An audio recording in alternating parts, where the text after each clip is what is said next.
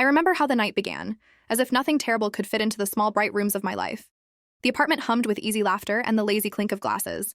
Outside, the city spilled its neon across wet pavement, but inside it felt warmer, closer, like the world had folded itself into that one apartment so we could belong, if only for a few hours.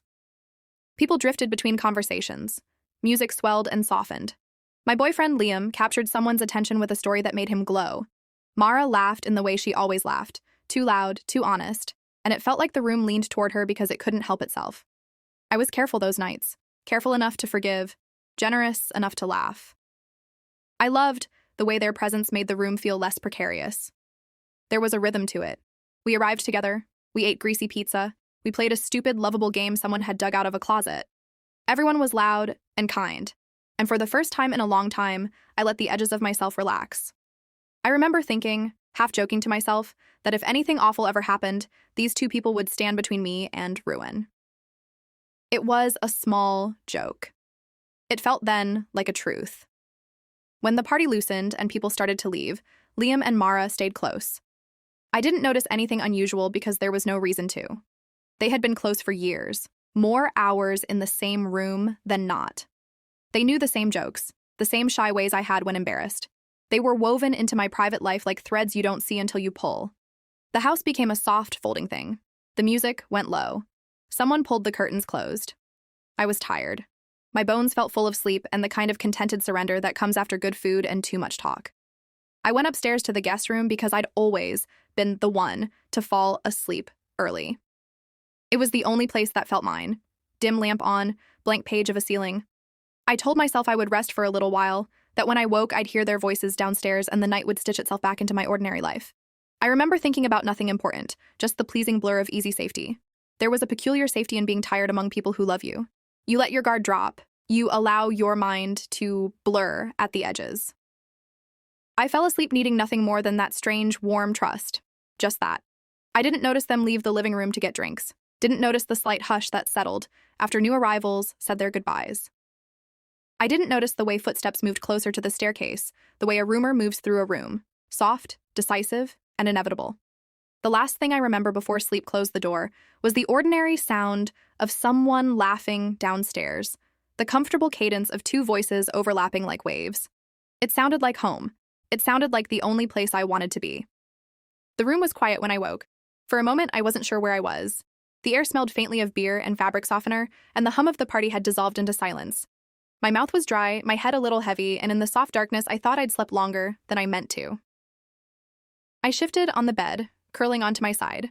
The guest room was small, a square space with a dresser pressed against the far wall and a single chair stacked with folded blankets. The ceiling tilted ever so slightly where the roof sloped, and I stared at that angle until I felt steady enough to sit up. The house seemed asleep. Not even the muffled thump of bass reached me anymore. It was the kind of silence that makes you believe you're the only one awake. I thought maybe the others had gone home, or maybe Liam and Mara were still downstairs, talking the way they always did when a night stretched too long. I pictured them laughing over some stupid joke, his smile crooked, her hair falling in her face, both of them keeping each other company while I slept. The thought warmed me. I was grateful for them, even in that half-dreaming state. Then, as I rolled over, something caught the edge of my vision. At first, I didn't understand what I was seeing. The dim light from the window barely reached the floor, but there were shapes there, a tangle of shadows that didn't belong. I blinked hard, thinking maybe my eyes were playing tricks. Maybe exhaustion was painting things that weren't there. But no, there were bodies. 2 of them. Close together on the floor, where the carpet was flattened beneath their weight. The kind of closeness that doesn't mistake itself for anything else. My brain stalled. I thought, ridiculously, that maybe someone had passed out drunk. Maybe it was nothing. But then my eyes adjusted, and the outlines became clearer. Bare skin, limbs wound together, hair spilling across a shoulder that wasn't mine. Liam. Mara. For a second, I actually told myself it couldn't be them. It had to be someone else. A dream. A trick of light. I didn't breathe. My chest rose but refused to fall, as if holding air could change what I saw. And then I heard it. The quiet rhythm of their sleep.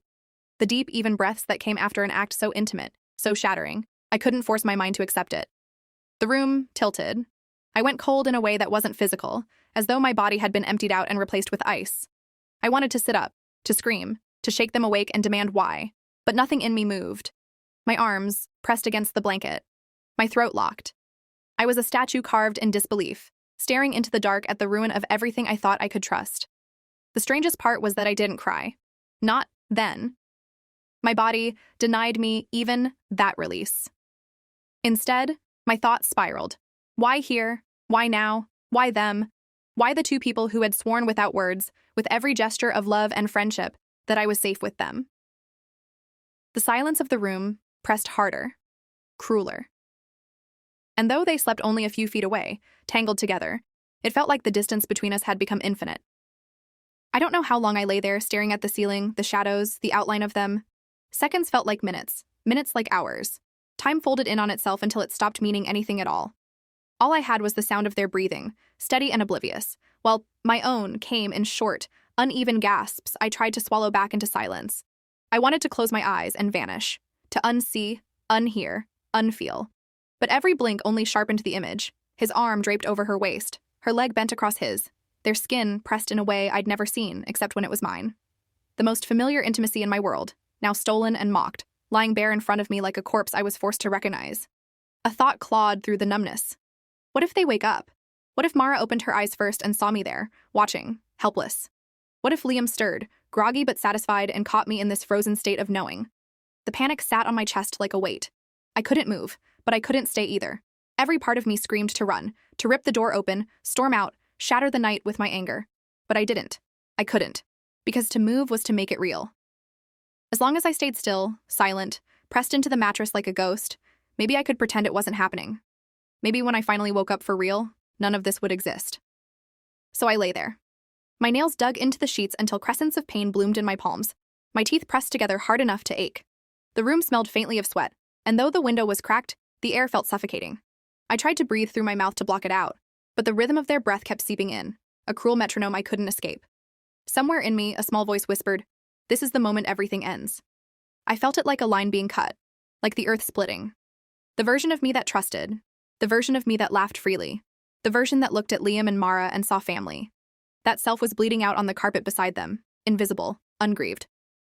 I pressed the blanket to my mouth to muffle the sound when a sob finally escaped. Just one. Quick, jagged, desperate. Then I forced silence again. I didn't want them to hear me. I didn't want them to wake and explain or deny. Because explanations wouldn't stitch this wound closed. There was nothing they could say to make the picture in front of me unexist. The hours stretched on. Or maybe it was only one. I don't know. All I know is that eventually, my eyes burned from holding them open. I stared until the outlines blurred, until exhaustion dragged me down into a shallow, haunted half-sleep where betrayal followed me like a shadow. Even in dreams, I couldn't escape the sight of them. And when morning light finally crept through the window, pale and cruel, it illuminated everything I had prayed would vanish. They were still there, still tangled, still proof that love could rot from the inside without you ever suspecting. Morning light is supposed to feel gentle.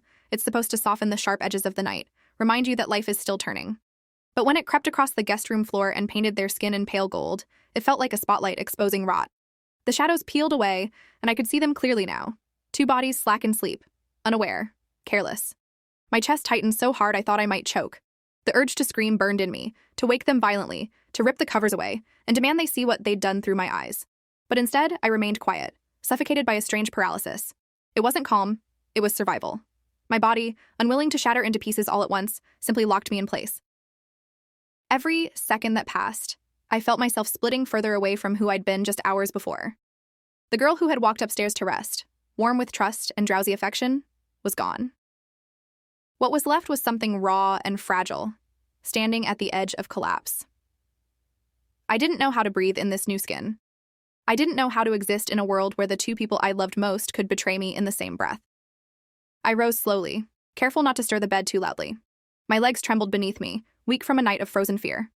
The floor creaked faintly, but they didn't move. Liam's arm stayed locked around Mara's waist. She shifted only slightly, sighing in her sleep, her head pressed into his chest as if she belonged there. The sight carved into me deeper than any scream could. I stood in the doorway, gripping the frame so hard my knuckles turned white. Part of me wanted to slam it shut, to wake them with the violence of it, to make them leap up and face me. Another part wanted to collapse into the hallway sobbing until my lungs gave out. Instead, I did neither. I slipped away, silent, invisible, like a ghost leaving behind a crime scene. Downstairs, the house was a graveyard. Empty cups and bottles littered the counters. Someone's jacket hung half off the couch. The air was stale with last night's laughter, now soured by the weight of what I carried. My footsteps were too loud in the silence. I was terrified they would wake, terrified they would call my name and catch me halfway out the door. But no voice came. No footsteps followed. I opened the front door and stepped into the morning air. It was cool, sharp against my skin, and for a moment I thought it might steady me. It didn't. The world outside was infuriatingly normal. Birds chattered in trees, a car rolled lazily down the street. The sky stretched blue and endless as if nothing had changed. But everything had. Inside me, the earth had split open, and I had fallen through. I walked away without looking back.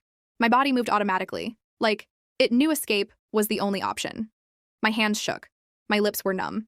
I kept telling myself, just get home. Just get home. Once you're home, you'll figure out how to survive this. But even as I repeated it, I knew home would never feel like home again. I don't remember how I got home that morning.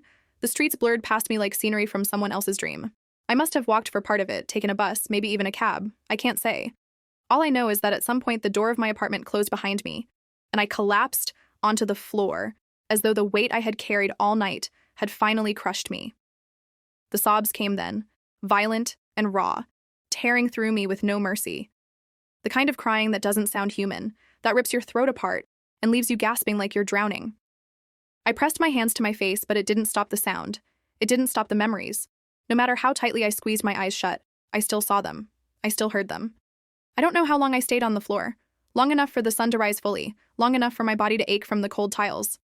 Eventually, I dragged myself to bed, but the sheets felt foreign. The pillow smelled like me. And yet, I felt like I no longer belonged even in my own skin. I curled into myself, wishing for oblivion, for the kind of sleep that erases memory. But every time I drifted, I jolted awake, heart pounding, back in that room, watching them breathe together. My phone buzzed sometime in the afternoon. I ignored it. Then it buzzed again, and again, until the sound became unbearable. I picked it up only to see their names flashing across the screen. Liam, Mara, over and over. Sometimes calls, sometimes texts. I didn't open them. I couldn't. My hands shook too violently to type, and my chest squeezed so hard I thought I might be sick. By evening, the messages filled my screen. Liam's words. Frantic. Pleading. Please talk to me. Please let me explain. It's not what you think. Mara's, softer, full of apologies. I'm so sorry. Please, can we talk? Please don't hate me. Each new vibration felt like a knife twisting deeper. I wanted to throw the phone across the room, smash it, silence them forever. But I couldn't, because some foolish part of me still longed for a reason, an explanation, something that would make this nightmare make sense. Yet the larger part of me knew there was nothing they could say. No words could undo the sight of them tangled on that floor. I left the phone on the dresser and buried myself under the blankets, curling smaller and smaller, as if I could disappear into the mattress. But the betrayal was inescapable. It lived behind my eyelids, in the hollow of my chest, in the way my body still trembled as though it hadn't realized the danger was already done. That night, I didn't sleep. Every creak of the building, every car horn outside, every vibration of my phone sent my body into spirals of panic. My heart raced endlessly, my throat stayed dry. And beneath all of it, the same thought played on repeat, sharp and merciless. I lost them both. I lost everything in one night. The next days blurred together like dirty glass. I couldn't tell where one ended and the next began. Time was just sunlight bleeding through the curtains, then fading again, and the endless buzzing of my phone, demanding that I acknowledge them. I didn't. I couldn't. Sometimes I stared at their messages until the words blurred. Liam kept writing things like, I love you. It was a mistake. Please let me explain. As if the word mistake could ever shrink what I saw into something forgivable. Mara's tone was different, softer, drenched in shame. You mean everything to me. I don't know what I was thinking. I hate myself for it. The strange thing was, I almost believed her. I knew Mara, or at least I thought I did. She had been the person I called when my world cracked, the one who swore she'd never hurt me. And now, her words felt like a cruel echo of the promises she'd already shattered. I thought about replying once. I typed out a single sentence. You killed me that night. My thumb hovered over send, but I deleted it, because the truth was even heavier than that. They hadn't killed me. They'd buried me alive. On the third day, I finally stepped outside. The air felt foreign against my skin, like I was trespassing in a world that had moved on without me. People passed on the street, laughing, carrying coffee cups, rushing to work. Their lives were intact, untouched. I envied them. I hated them a little too for how easy their smiles looked. I ducked into a small cafe just to prove to myself I still existed. The smell of coffee should have been comforting, but it only made me nauseous. I sat in the corner staring at my untouched cup, wondering if anyone around me could see the hollowness I carried. Did they know? Did my face betray it? My phone buzzed again. This time I picked it up almost without realizing. A new message from Liam. Please, just one chance to see you. 10 minutes. That's all I'm asking. 10 minutes. Could I survive 10 minutes with him? Could I hear his voice without breaking apart completely? A part of me screamed no, but another part whispered that maybe I needed to. Maybe I needed to see the guilt in his eyes, to know that I hadn't imagined his betrayal. I didn't answer him. Not yet. But the question lodged itself in me like a splinter I couldn't ignore. What would happen if I let him explain? What would happen if I faced them, both of them, instead of hiding in the ruins they'd left me in? That night, lying awake in the suffocating dark, I realized something. I wasn't afraid of their words. I was afraid of my own. Afraid that if I saw them again, I might still love them both, even through the wreckage. And that possibility terrified me more than anything. Too wide, and silence left me alone with the endless replay of that night. The scene unfolded behind my eyelids in cruel detail. The dim guest room, the carpet pressed flat beneath their bodies, their skin glowing faintly in the thin light from the window. I would hear their breathing again, that steady, satisfied rhythm, and it felt like drowning in betrayal all over. I tried everything to escape it. I played music until my ears rang, left the TV on until the flickering light burned into my skull, even drank more than I should have, hoping for numbness. Nothing worked. Sleep would only drag me back into the same nightmare, and waking meant facing the silence of an empty room that once felt safe. Sometimes I screamed into my pillow. Sometimes I bit my arm just to feel something sharp enough to cut through the numbness. And sometimes I just lay there, still as stone, convinced that if I didn't move, maybe the ache in my chest would stop spreading. My friends, other friends, the ones untouched by this, noticed.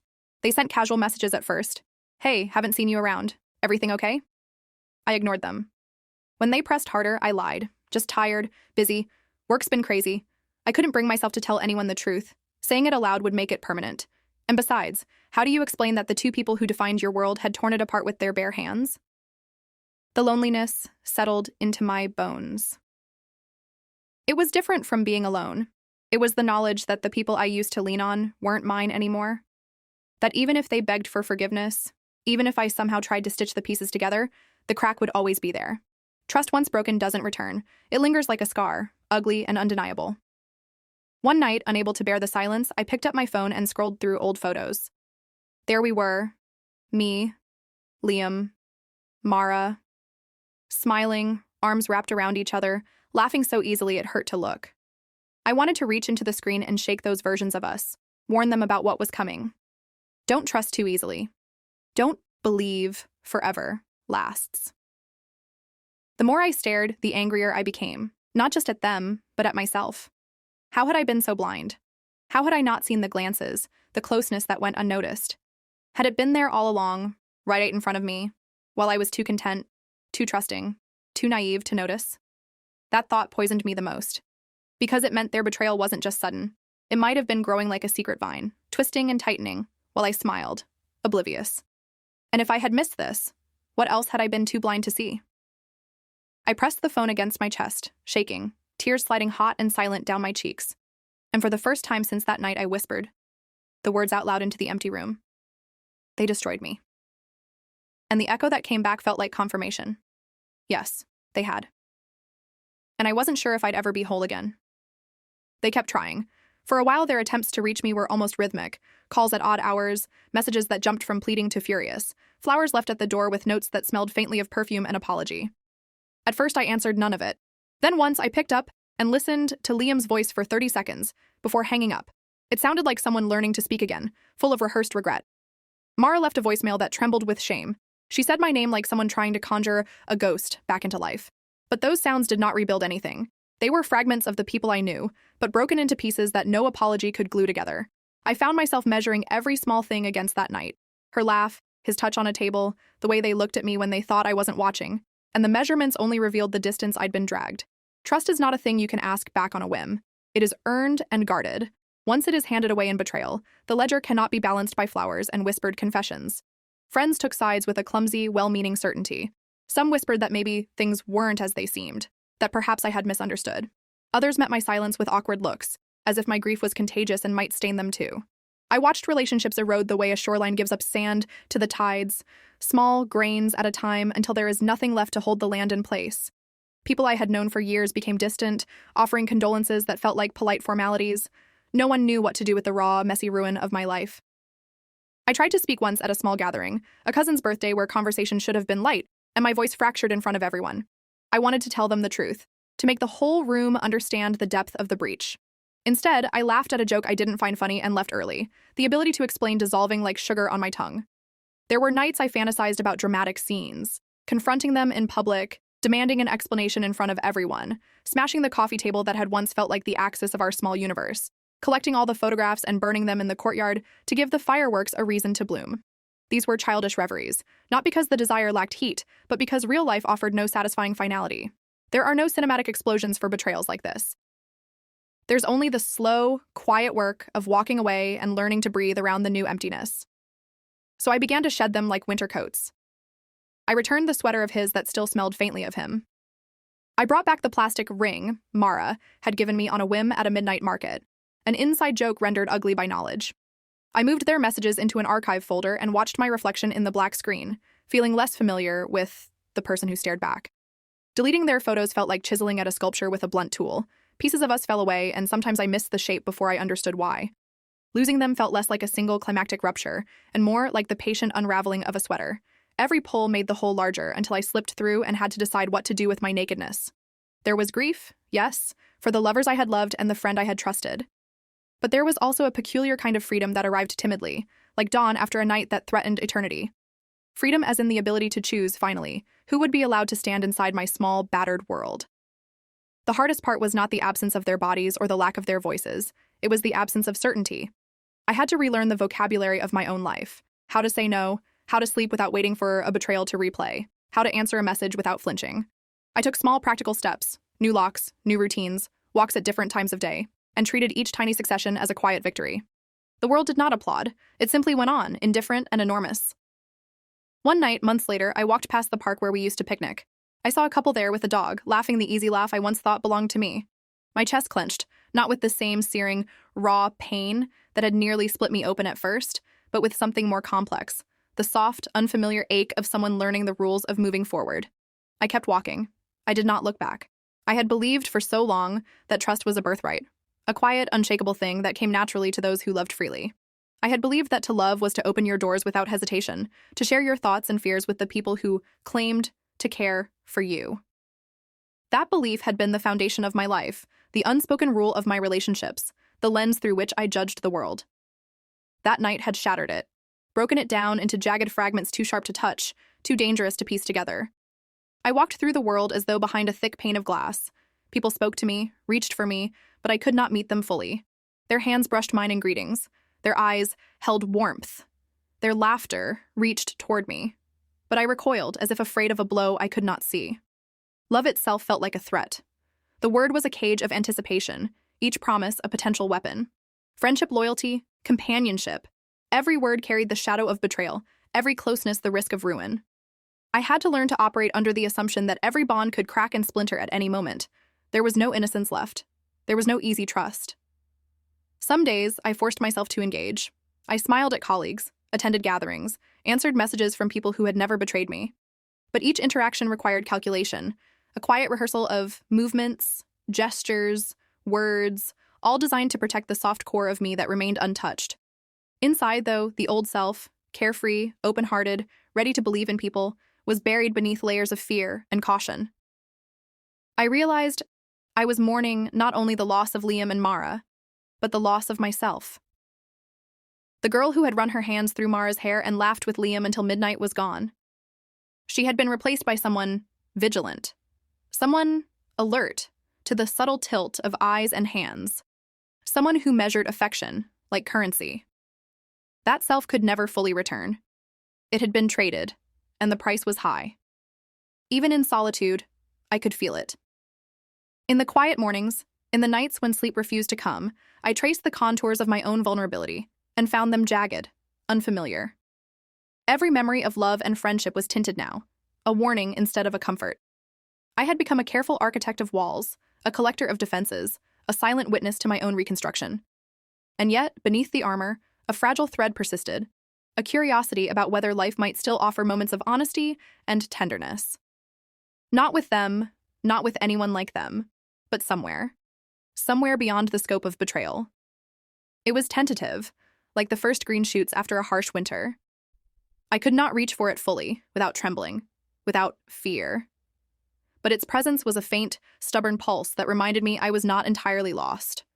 I realized then that this scar, the absence of trust, was not just a wound. It was a boundary, a map, a lesson etched in my flesh. I could never be the same, but perhaps I could be careful enough, strong enough, to endure. Perhaps I could navigate a world of fractured loyalty and still find a place for myself that remained untouched by the ruin of others. The truth was bitter. I might never trust as easily again.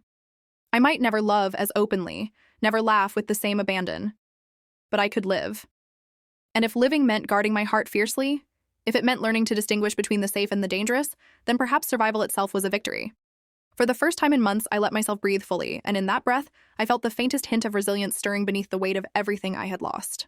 The months that followed were a slow, uneven reclaiming of my life. The first steps were almost imperceptible, waking up and not reaching for the phone to see if they had texted, leaving the apartment without checking the mailbox for some token of their remorse, allowing myself to eat a meal without the taste of bitterness. Small victories, easily overlooked by anyone who had not been broken by the people they loved most. I found myself alone more than I had expected, and at first, the silence was a punishment. But gradually, it became a space where I could breathe without anticipating a betrayal. I learned to move through the world on my own terms, to embrace routines that belonged only to me. Coffee in the mornings, walks along streets that had once seemed dull and ordinary, books read until the night bled into the next day. These acts were mundane, yet in their repetition, they stitched together fragments of a self I had feared lost forever. Friends who had remained stepped closer, cautiously, offering presence without intrusion. They did not demand explanations or apologies.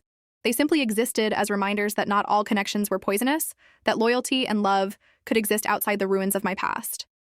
Their company became a subtle balm, a quiet demonstration that life could hold goodness again, even if it would never be the same as before. I still thought through your sure I still would have imagined what might have been had that night never occurred, had trust not been ripped from me in such a cruel, intimate way. But the memories became less a knife and more a shadow. Dark, yes, but behind which I could step without being consumed. The betrayal no longer defined me entirely. It had shaped me, but it no longer ruled me.